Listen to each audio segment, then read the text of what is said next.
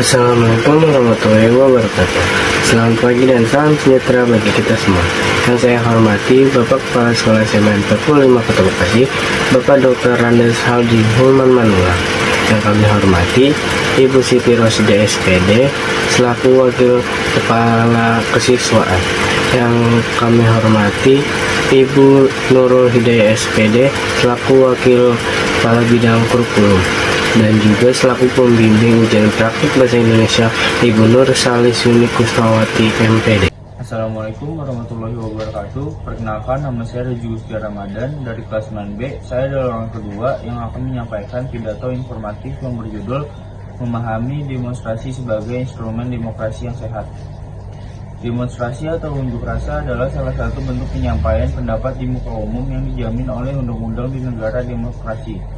Dalam sistem demokrasi, setiap warga negara memiliki hak untuk menyampaikan aspirasi, pendapat, maupun kritik terhadap kebijakan yang dianggap kurang tepat. Namun, di masyarakat sering muncul anggapan bahwa demonstrasi identik dengan kerusuhan atau kekacauan. Oleh karena itu, penting bagi kita untuk memahami secara benar bagaimana sebenarnya fungsi dan peran demonstrasi dalam kehidupan demokrasi. Baik, selanjutnya akan dibaca oleh orang ketiga, yaitu Zidan. Assalamualaikum warahmatullahi wabarakatuh. Perkenalkan, nama saya Muhammad Hidayat Putra. Saya dari kelas 9B. Saya orang ketiga. Deretan penjelasan sebab dan proses. Demonstrasi muncul karena adanya perbedaan pendapat atau ketidakpuasan masyarakat terhadap suatu kebijakan ketika aspirasi tidak tersampaikan melalui jalur. Memilih demonstrasi sebagai sarana untuk menyuarakan tuntutan mereka. Dalam praktiknya, demonstrasi memiliki beberapa fungsi penting.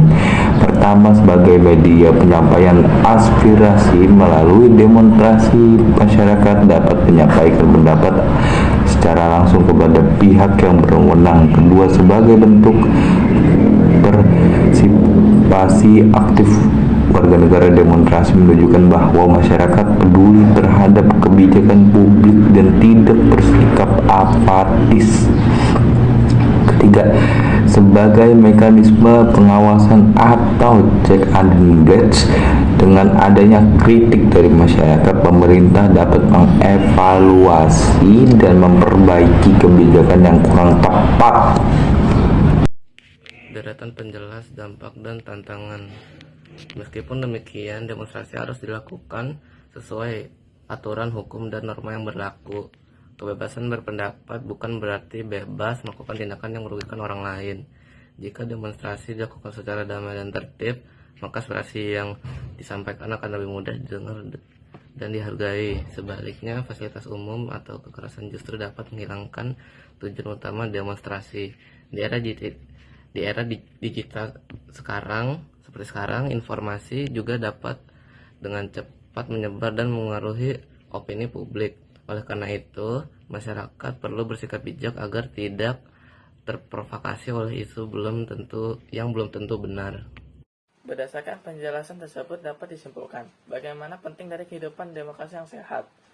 Demokrasi bukanlah tindakan yang negatif, melainkan sarana untuk menyampaikan aspirasi secara terbuka. Sebagai pelajar di SMP 45, kita juga perlu belajar memahami nilai demokrasi yang sejak dini, seperti menyampaikan pendapat dengan sopan, menghargai perbedaan, dan bertanggung jawab atas setiap tindakan. Demikian pidato yang dapat kami sampaikan. Semoga menambahkan wawasan kita tentang demokrasi sebagai instrumen demokrasi yang sehat. Terima kasih. Wassalamualaikum warahmatullahi wabarakatuh.